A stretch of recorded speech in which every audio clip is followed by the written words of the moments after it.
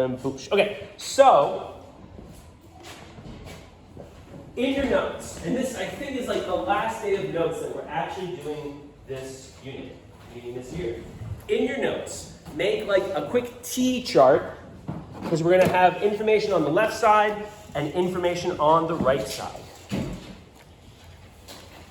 Okay, so we've been working with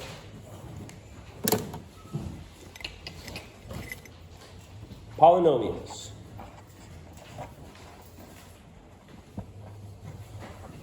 And we have learned in polynomials about standard form.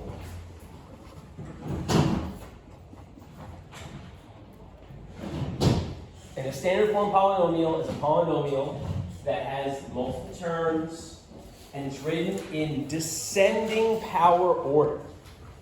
So an example of a standard form polynomial would be something like y equals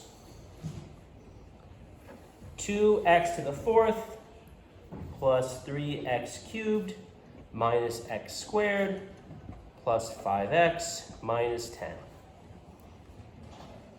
That's one of the many examples of a standard form polynomial. And what we just saw in the math now is that the information that we often need to sketch a graph is the degree and the leading coefficient.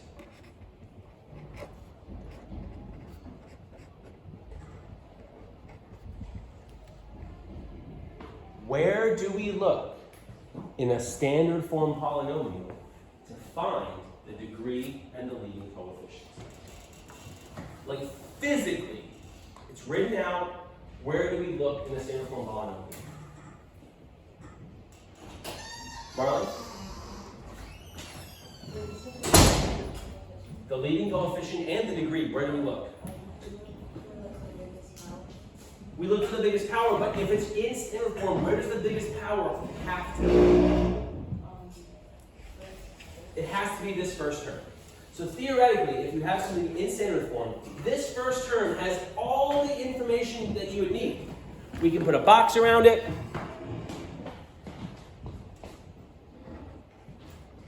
And we can say, oh man, there's the degree, it's the exponent there.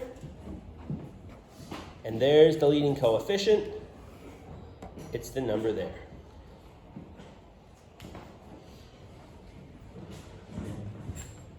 It's a little bit darker there. Okay? Now, where are the zeros? What are the zeros for this polynomial? Where does this polynomial cross the x-axis? Where would this polynomial cross the x-axis? Ariana, you look concerned. Confused? Bemused? Maybe this is an unfair question. It's a bit of a trick question. The zeros for this polynomial, we don't know where they are. We don't know the values of them. We would have to find them. We would have to find them by doing lots and lots of somewhat complicated math. So that's why we've been giving you the zeros in standard form, because it's really hard to find them. You could argue that a lot of what Algebra 2 and even pre-calculus is finding zeros of polynomials. It can take like 15 steps. But there is another form of a polynomial where the zeros are much easier to find. And that's the form we're going to look at today. And that's called factored form.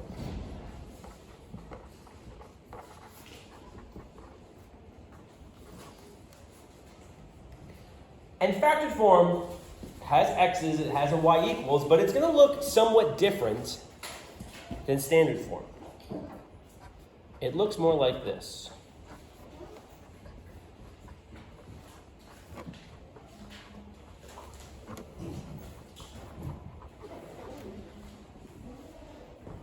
Factored form would be written something like 2, x minus 1, x plus 3, x minus 2, x plus 4.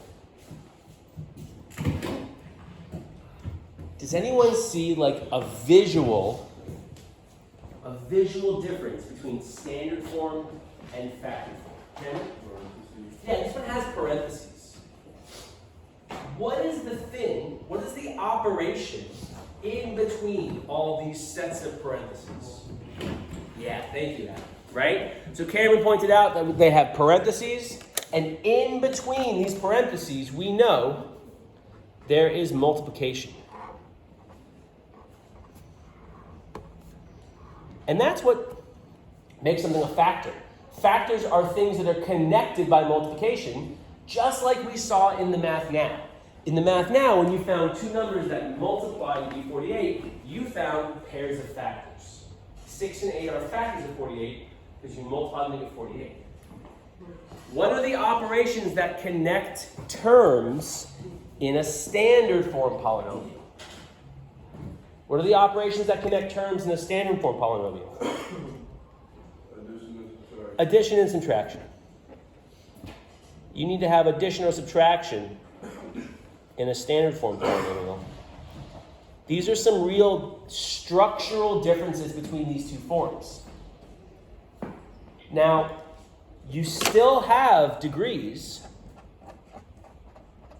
and you still have leading coefficients, but they might be a little bit harder to find. The leading coefficient actually, in this case, isn't that bad. Does anyone know what the leading coefficient of the factored form polynomial would be? It would be 2. Notice, it's still the leading term right there. It's still the leading value. The tricky thing is, it could actually be hidden somewhere inside of these factors. So it's sometimes sitting in the front, but it's not like standard form where it's always in the front. It can be hidden inside of your terms, or your factors. In this case, it is in fact 2.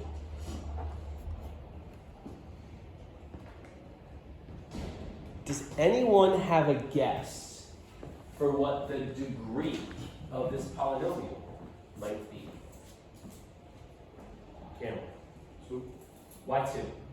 Because when the parenthesis makes you put the 2 into the parenthesis, and the 2 for exponent. This will never become the exponent though, because it's multiplication on the outside, right? The only way to get exponents is with repeated multiplication. Okay, so the degree will not be 2 in this case.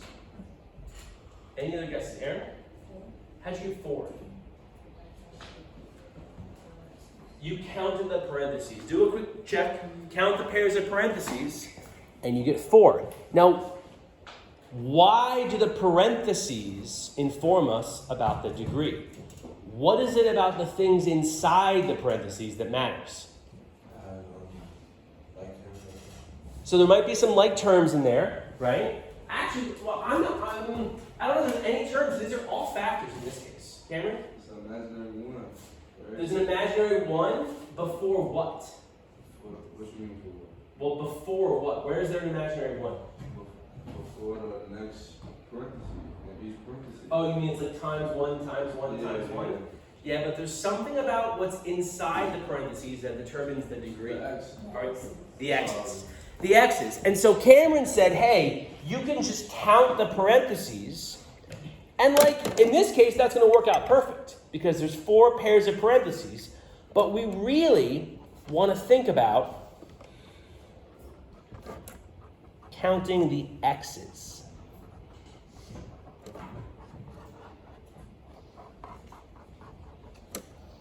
We want to think about counting the X's. I was going to say that the degree was just going to be X. I didn't say it was multiplied.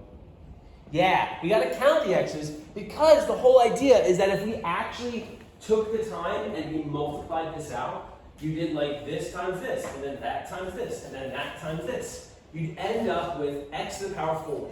Because there's 1, 2, 3, 4 x's, and they all get multiplied. So that's why it's degree 4. But be careful. Here is an example that is going to look different, where if you count the parentheses, you will not get the correct degree. So,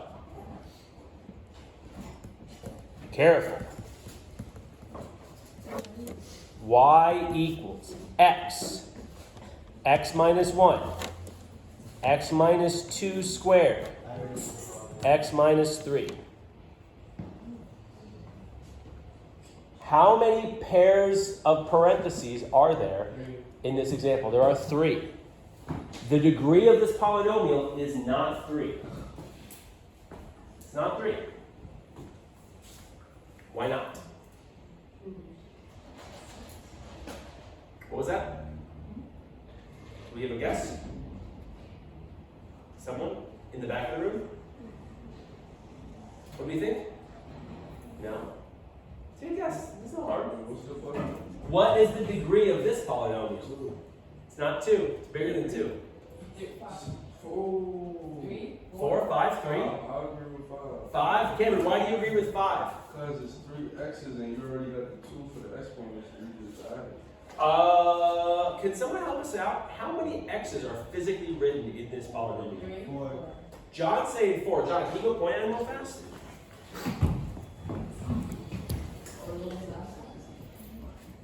What do we got? 1, 2, 3, 4. I agree. I see 4 x's.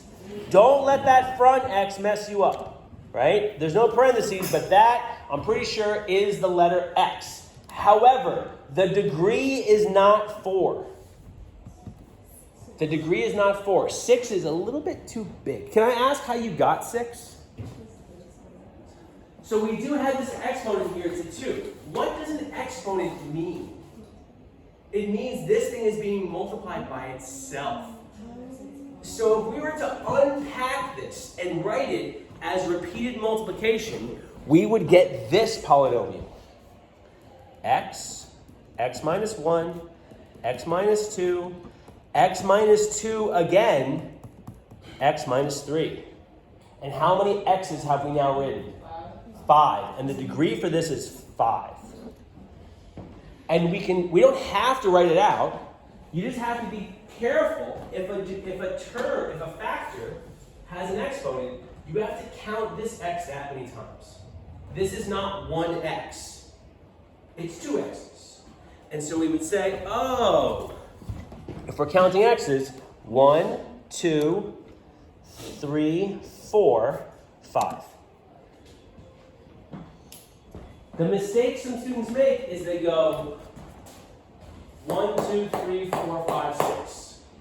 And that means they're kind of counting this one an extra time. So this one gets counted the number of times. What are the invisible exponents up here? If you have a variable with no written exponent, what's the exponent? It's 1. So we're really just adding up all the exponents. Okay? So we can still find degrees. We can still find leading coefficients. We can go back to our original example, and we can see that it was degree 4 because of the number of x's. What about zeros?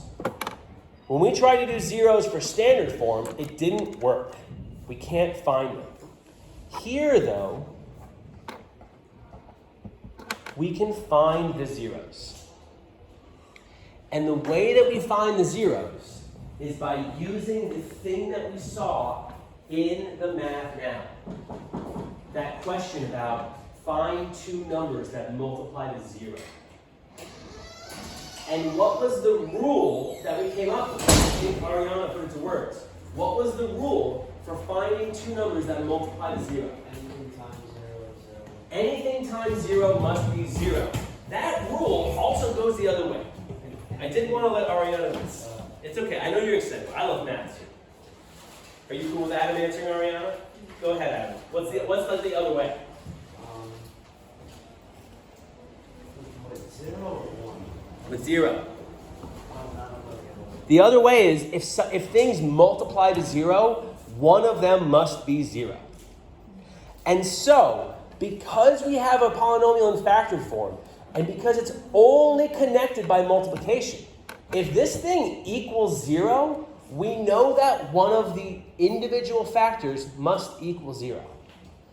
And so we can do this kind of great trick, and I'm going to show you here.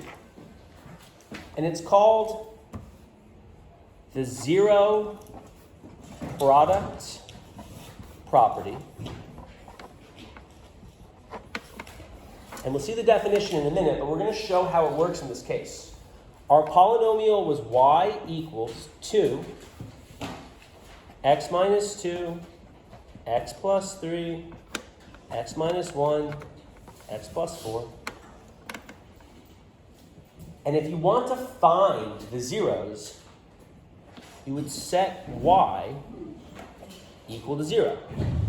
That's the definition of a 0 for a polynomial. It's where the y value is 0. And that gives us this equation.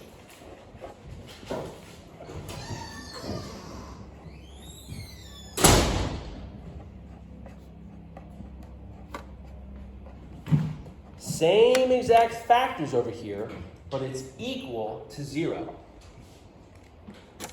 Because that whole chain of multiplication is equal to 0, I know either this is 0, or that's 0, or that's 0, or that's 0. There's no other way for this whole thing to be equal to 0. And so we can split this up into a bunch of different new equations. We can say 0 equals x minus 2, or 0 equals x plus 3, or 0 equals x minus 1, or 0 equals x plus 4.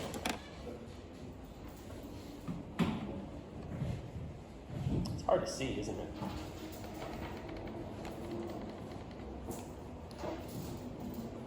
That's even worse. Okay. The zero product property says if you have a product, meaning you have multiplication, and the product is equal to 0, one of the individual factors must be 0. This equation, I think we can solve. Can you solve this equation for x? Melanie, how would you solve that equation for x? We would subtract 4 from both sides. So we would do minus 4, and we would get x is equal to negative 4. That's a 0. That's a point where this graph crosses the x-axis. You can also get plus 2 on both sides. You would get x equals 2.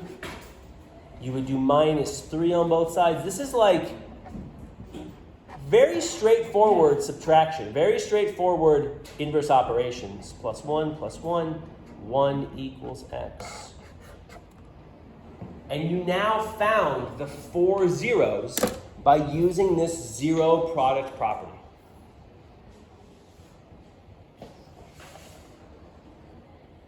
And I can kind of prove it to you, I think. We'll come back to this in 1 second. I just want to show you this. Can you all see that equation there? There's the equation, 2, x minus 2, x plus 3, x minus 1, x plus 4. It is the exact equation that we just had. And if we graph it, it looks like that. That's a polynomial.